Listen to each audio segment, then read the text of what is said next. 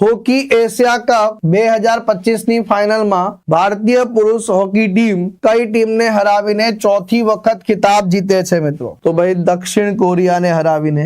દક્ષિણ કોરિયા જે defending champion હતો, એટલે કે લાસ્ટ ટાઈમ જે છે આ કપમાં વિજેતા કોણ બન્યું હતું ભાઈ? તો દક્ષિણ કોરિયા બન્યું હતું સાહેબ. અને દક્ષિણ કોરિયા જે છે આ વખતે બિહારના રાજગીર સ્પોર્ટ કોમ્પ્લેક્સમાં જે છે ફાઇનલમાં ટીમ ઇન્ડિયાએ દક્ષિણ કોરિયાને જે છે 4-1 થી હરાવીને મેન્સ હોકી એશિયા કપ 2025 નો જે છે ખિતાબ જીતી લીધો છે. અને ભારતે કેટલામી વખત આ ખિતાબ જીત્યો છે? ચોથી વખત ખિતાબ જીત્યો છે. આની પહેલા જે છે 2003 માં, આની પછી 2007 માં અને 2017 માં. એટલે કે વિચાર કરો, છેલ્લે 2017 માં જીત્યા હતા અને હવે 2025 માં જીત્યા છે સાહેબ. ટોટલ જે છે કેટલા વર્ષો પછી? તો 8 વર્ષ પછી ભારત જે છે આ કપ જીત્યું છે સાહેબ. આ ઉપરાંત આ કપ જીતવાની સાથે આપણને બધાને ખબર છે કે આ જે છે એશિયા હોકી કપ એ જે છે ક્વોલિફાઈંગ મેચ ક્વોલિફાઈંગ પણ હતું. એટલે કે અહીંયાથી જે વિજેતા બનશે